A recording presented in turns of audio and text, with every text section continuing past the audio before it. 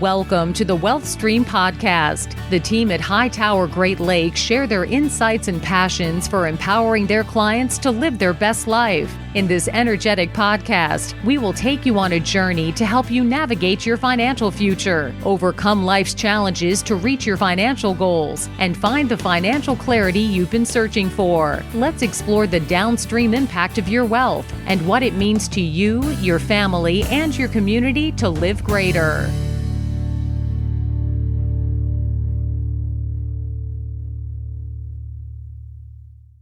Hello and welcome to the Wealth Stream with Tim Scannell from Hightower Great Lakes. Good morning, Tim. How are you? I'm doing well, Eric. It's middle of winter, getting cold, but that's what we live here for, right? So yes, the Midwest. But it's 2021. That's the beauty. Exactly. Right? Can't complain about that, I know. Yeah. So I don't know that a whole lot has changed, but at least the number did. So that's Exactly. That's good, right? So, Yep. All right. So what are we talking about today? Well, we always plan with our clients. We focus on investment planning, advanced planning, relationship management, but really people recently, as a result of COVID, and just in general, just because I'm getting older and my clients seem to be getting older, they're asking me more about retirement, and we talk more about work optional. So today, one of the common questions I'm getting recently is retiring early. Early being, before the traditional age 65 or whatever. So I thought we'd cover that. We have a checklist we go through with clients, and I just thought we'd kind of cover that in general and tell us a few stories about recent client interactions I've had. Yeah, I would love that. That's kind of I don't know if I'll ever retire. I mean, I love what I do. I love the people that I work with. I know you and I've both had that discussion, but at the same time, if I could do more work from a beach or a boat. Exactly. Maybe that would be the idea. So no, I love this. Let's go.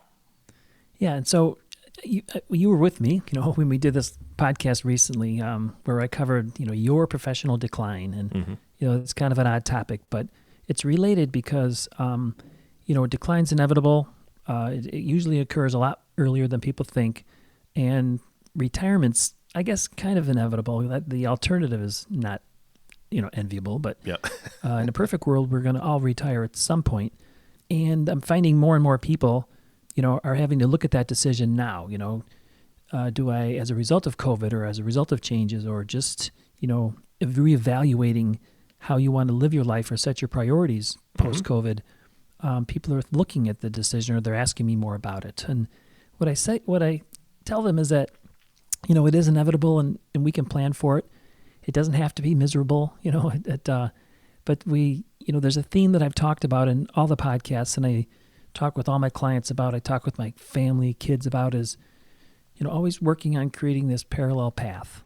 And the parallel path is so that if I do want to get off this escalator, if I do want to change jobs or retire early or retire at some point in time, that I'm prepared for it, not just financially, but emotionally. So really, a lot of the things we're talking about today are, planning for that inevitable, and hopefully creating that parallel path. And by doing that, what are some of the things you need to focus on in order to make that happen? So, Tim, it sounds like there's quite a bit to consider. Obviously, I mean, there's a lot of things to take into consideration. Where do we even start this topic?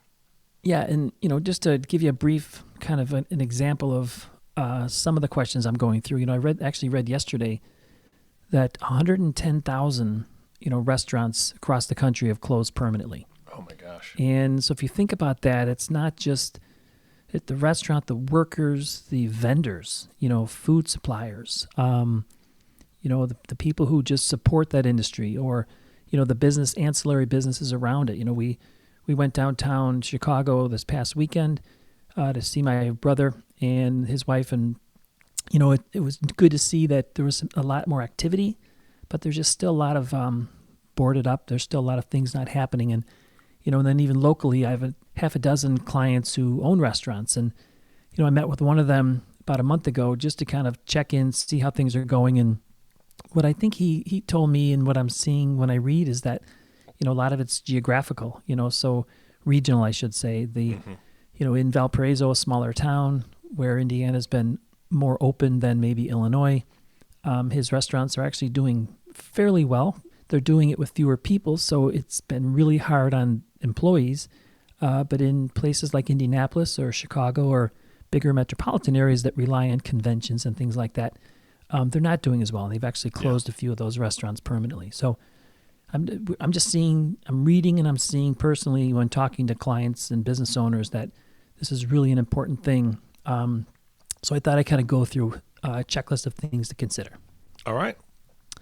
So the first thing that I always talk to a client about, and this is part of our agenda, part of our planning process. So, we would have had this conversation in advance of, them talking about retiring, but, are you actually retiring?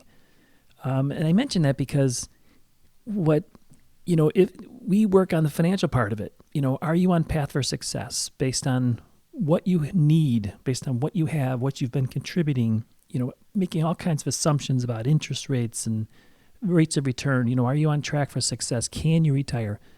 But in addition to the financial piece, and I'm just going to tease a little because I'm going to do a podcast. The next podcast following this will be interviewing a surprise guest where somebody who has actually retired and has struggled a little bit with more of the emotional piece. I have a client who retired several years ago from worked for one of the big phone companies, and he took a job at Bass Pro. He loves to fish, loves to talk to people about fishing. Oh yeah. Loves to sell, he sells boats. He spends half of his day, just talking to people about things he loves fishing, and he always says he doesn't need to, but the minute his boss or something gets ornery with him, he's just going to quit and go somewhere else. But that's just one example of, are you actually retiring? And we talked to him about that a lot before he retired. And, in every meeting that we've had since for the past 6-7 years, it always comes up. And everyone has a different idea of, what they would like to actually do and whether that thing they want to do can actually give you any income. Mm. Yeah. I'm hoping to retire into some sort of boat testing program. Exactly. That's just me. Yeah. No, and I have another client who has gone into home flipping, just buying, rehabbing. And it's kind of like in the .com ages a little bit when, people were day trading and, when the market was just shooting up, it was kind of hard not to make money. And I think that's been the case in some regions. You can read that there's exits maybe out of Chicago, but into Northwest Indiana, maybe out of the East Coast, of the United States, but down into Florida. So depending on where you're at, there's a great opportunity for buying and flipping. And he is a carpenter. That was never his industry, never his business, but he likes working with his hands. He likes doing a lot of it himself. He has friends who are tradespeople, so they barter, which they fully report in case the IRS is listening. Mm-hmm. But it's that's kind of his thing, and he thought about this well in advance. So I have clients who are golf course rangers. I also have clients who are very focused on philanthropic. I have one in particular who, for the past 5 years, it's amazing how active he's been with the local Y, with the Boys and Girls Club, the local university foundation, and he really tries to participate in as many of them as possible, not just to be on these boards, but to truly make an impact. Mm-hmm. And he really has made a tremendous impact into all the organizations that he's been involved in. So the first question I always ask, for example, is just, are you really actually retiring? So, Eric, I always envision you, maybe always doing this part-time, but maybe doing something else, some of your favorite charities. Yeah, absolutely. I'd love to be able to have that flexibility. I think anybody would like to have the flexibility to, whether it's spend more time with their family, travel, but at the same time, travel only lasts for so long. And I can only take families for so much, right? I think we're all finding out, right? Yeah, exactly. COVID has taught us a few things, Tim. But really, that's there's in between times, and I think you and I have joked before that we both live in an area where when somebody says, when I retire, I'm just going to play golf. Good luck, because you got 6 months to play golf in our area, and after that, or maybe 8 if you push it, but. What are you going to do the other 4 months? What are you going to do in between? Because again, you can't golf every day. Well, most people can't. Yeah. And then, just my nature is just as a planner. So, to get to this work optional period, to get to this point where you could retire early and do nothing if you choose, or, in other words, something that might compensate you, or work part-time, we always go through this process where we're saying, okay, what's the cash flow gap?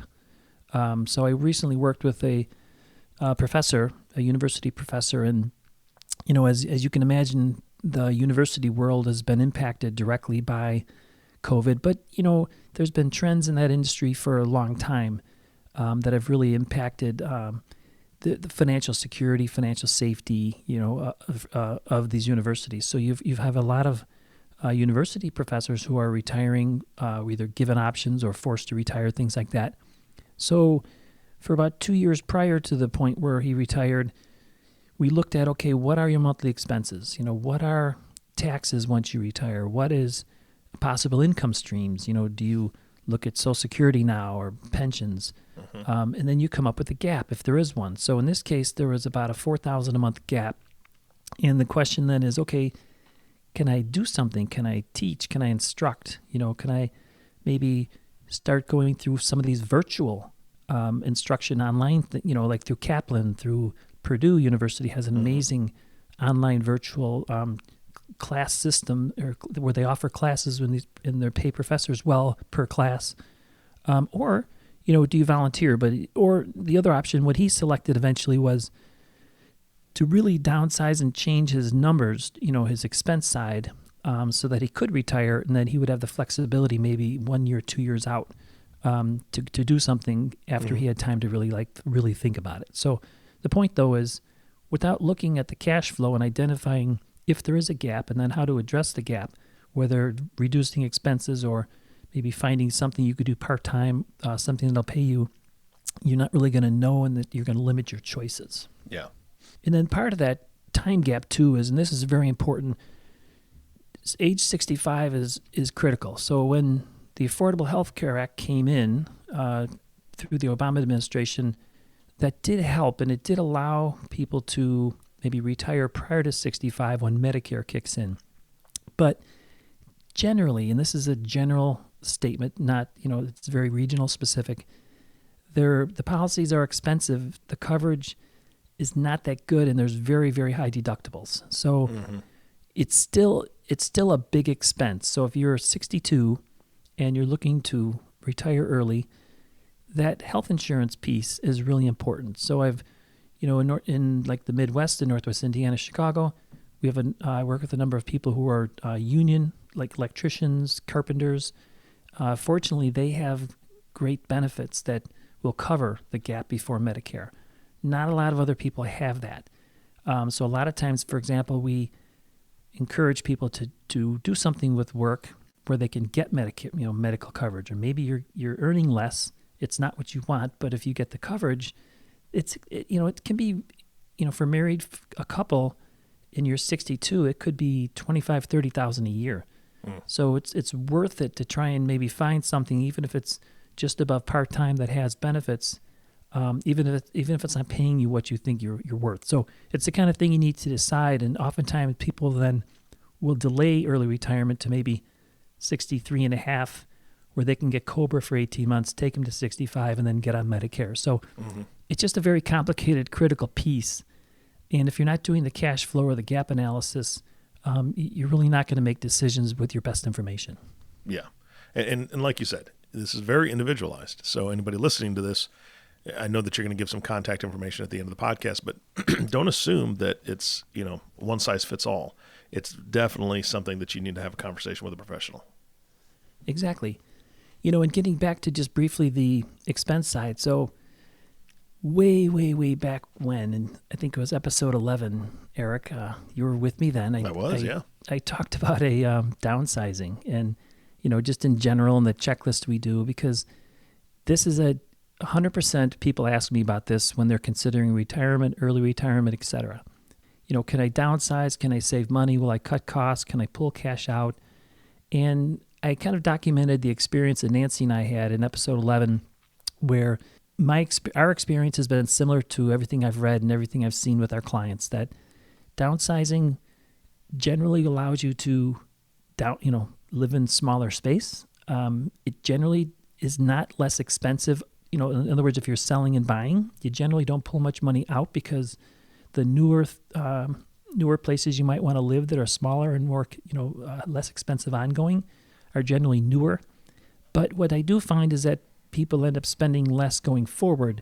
and they're required to do less maintenance, and that's an important part of the goal. So, if you're looking at downside, check out that podcast and, contact us if you're looking for our checklist, because I do think we can add some valuable information for that. Absolutely. So other parts of the expense side and understanding your expenses are, will your lifestyle change? Are you looking to travel more? Are you looking to, rent or buy a second home? And, we always recommend people consider testing it out well before they retire. Maybe 5-6 years before you're considering retiring, travel to different places, rent at different locations. Don't just retire immediately and then go buy something, because it's often hard. Do you plan on spending more time with grandchildren? I have many clients who morphed into caregivers for their grandchildren, or, they've morphed into caregivers for their elderly parents. What kind of expenses will you have related to that too? Is there travel? Will you have to cover some of those costs? And another big one is philanthropy. So I have a lot of clients who are very philanthropic, and when they retire and they are suddenly on a fixed income or a set cash flow, they really have to look at all the charities they contribute to and kind of prioritize and determine what's most important, which ones do I really want to focus on, and where can I be impactful, and maybe be more of a minimalist, do fewer things with more impact. So just be honest, have honest discussions, look at your expenses, because you can't do a gap analysis without really being honest about what you're spending or what you want to be spending. Yeah. I mean, it's all about the communication. You've said that for, I don't know how many podcasts, but pretty much all of them. That's one of your themes, is that communication is so incredibly important. Yeah, and then in addition to just the expense side, obviously income is critical, right? So we have elaborate software that helps us analyze, when do you take Social Security? And it gets complicated with second marriages and, spouses of different ages. And so there's a lot of analysis that is needed to evaluate that. So typically we'll just have them request the data, or we'll help them log on to the Social Security system, download the information, run it through our software, and kind of give them the analysis. Like I said about earlier, in the Midwest, we have a lot of, and we work with a fair number of union carpenters, electricians, pipe fitters, things like that. They have pensions. So there's a lot of analysis there too, because they are super complicated in terms of their options. When do I take it? How the formulas work.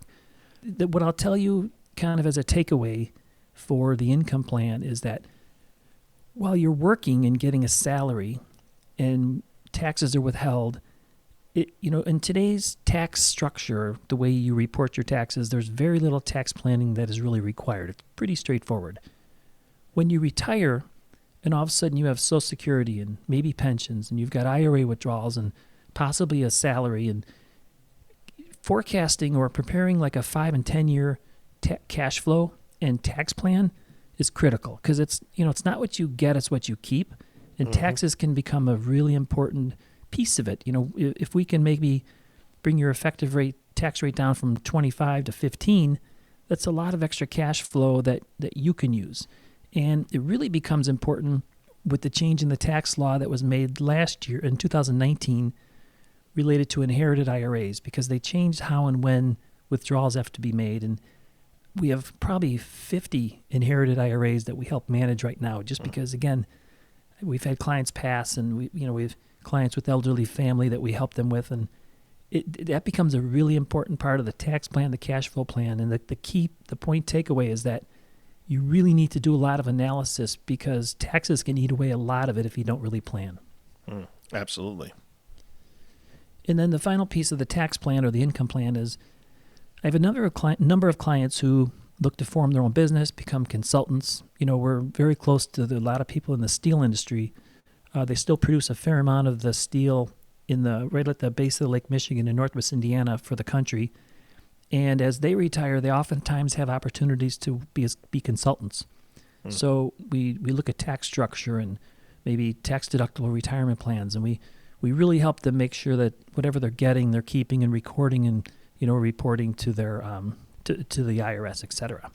Gotcha. And then the other one too related to that is, when you are retired, getting to income and expense, and this is the final piece to that, is debt is really important. So our opinion about mortgage debt, for example, is that historically prior to, in the past when it was tax deductible, the interest was, it made a lot more sense to have debt, especially in this low interest rate environment, because you had deductions for mortgage interest and property taxes. For most people, those deductions have gone away. So now all of a sudden, without mortgage interest deductible, we're really focusing on helping people or recommending people reduce their debt. And in retirement, in a perfect world, and it's not always the case, but in a perfect world, you want no debt at all. So we really want to do a very detailed, thorough evaluation of your mortgage, your car payments, maybe if you had student loans, all that stuff, and really accelerate and create a very proactive plan to get rid of that or pay that down even faster than accumulating an investment portfolio, because it's in retirement, it's all about cash flow, and you don't want mortgage payments if possible, because that just means you need to take more money out of your retirement account and pay more taxes. So it's a negative compounding circle. Yeah, absolutely. It's a lot of things. That's something that I think most people don't think about. Oh, I can just continue making these payments, but the tax implications are much, much different. Exactly. And then just other side topics are, we talked a little bit about health insurance, and, we'll help you evaluate Medicare and Medicare planning, and, measuring your risk. As you've seen last year with the market response to COVID, there's a lot of volatility. In 2008, we experienced that. I thought that was probably the worst, but actually last year was a lot worse. It turned out fine, but there's just a tremendous amount of stress and anxiety created. So one of the things we always ask or recommend and help our clients do is evaluate their risk. We use a system called Riskalyze, where you take the survey and you kind of identifies how much risk you're willing to take. And it's often pretty interesting when we'll have spouses take them, and they always come out totally different, right? I'm sure that wouldn't be the case with you, Eric, but of course not. Nancy and I took it. Yeah, we are absolutely different risk tolerant people. So, it's great to have that conversation, because you don't want to take too much risk. You want to make sure your risk meets, in the portfolios, in the plan, meets whatever you're trying to accomplish.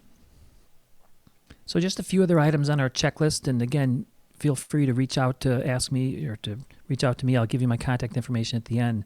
But, reviewing your professional relationships. You might have been more complicated while you're working, less complicated. So maybe you need a different CPA.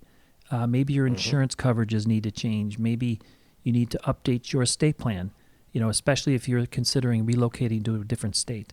So you want to review all your professional relationships, your insurance needs. A lot of times we find that people have moved around from job to job. They maybe have multiple 401k plans, pension, profit sharing, 403bs, SEPs, all the different kinds that are out there. So we want to make sure we kind of consolidate that for you so that it's just simpler and easier to manage. And so what I was trying to do today is really kind of go through a checklist or a process that we follow with all of our clients who are considering retiring, and then also who are considering, in particular, retiring early. Early meaning, prior to when Medicare and Social Security will kick in. And so the next podcast, following this one, the next time, I'm going to have a surprise guest. Actually, it's going to be my wife, Nancy, because she recently retired from as a professor at Valparaiso University. And she has an interesting perspective, I think, that mirrors what I get from other clients about how to prepare mentally for it. Because, I'm a financial planner. Apparently, I didn't help her prepare enough. But it's a work in progress, right? So yeah. There you go. All right. Well, no, that's going to be exciting. Well, just one other tease, too, is that it also will get to a theme I have in a podcast I did. I think it's podcast number 8, lifelong learning. I think this is a very important thing to consider beyond the financial piece, as you're entering retirement, whether it's early or at normal ages, because I think you have to challenge your brain, talk to people, and that's the key to success. Yeah, absolutely. 100%. All right, Tim, again, great information. I'm really looking forward to having Nancy on the show. I've got questions. It's going to be interesting. That's all I can say. I've got questions. I'm sure that you'll be using your mute button on that side. I'll have pre-screened questions for you. Yeah. All right, I'll submit them, and then you can tell me what I can ask and what I can't. Exactly. All right, Tim, always a pleasure. Great information, and I love the reminder at the end about lifelong learning. That was a great podcast. I agree 100%. Again, just remind the audience one more time where they can get a hold of you. Sure. You can call me direct at 219-246-5370 or send me an email anytime at tscannell@hightoweradvisors.com. And we have a series of checklists, white papers, videos, blogs, but in particular as it relates to this retiring early, we've got a great checklist and I'd be glad to send it to you. Absolutely. Wonderful resource. Tim, always a good time. Thank you so much, and Happy New Year. Thank you, and I'm looking forward to 2021. It's got to be better. It's got to be better. It's going to be better because I get to spend more time with you. Oh, that was so cheesy. But I'm going to leave it in the podcast. It's staying right there. There you go. All right. Thank you, Tim. And, of course, the last thank you goes to you, the listening audience. Thank you for tuning in and listening to the WealthStream Podcast with Tim Scannell. If you have not subscribed to the podcast yet, please click the subscribe now button below. This way, when Tim comes out with a new podcast, it'll show up directly on your listening device. This makes it much easier to share these podcasts with your friends and family. Again, thank you so much for listening today. For everyone at Hightower Great Lakes, this is Eric Johnson reminding you to live your best day every day. And we'll see you next time. Thank you for listening to the WealthStream podcast. We hope you gained some valuable insight that you can apply to your life and share with others. Please don't forget to subscribe below to be notified when new episodes become available. And don't forget to live greater. The information covered and posted represents the views and opinions of the guest and does not necessarily represent the views or opinions of Hightower Great Lakes. The content has been made available for informational and educational purposes only. The content is not intended to be a substitute for professional investing advice. Always seek the advice of your financial advisor or other qualified financial service provider with any questions you may have regarding your investment planning. Hightower Great Lakes is a group of investment professionals registered with Hightower Securities LLC, member FINRA and SIPC, and with Hightower Advisors LLC, a registered investment advisor with the SEC. Securities are offered through Hightower Securities LLC. Advisory services are offered through Hightower Advisors LLC.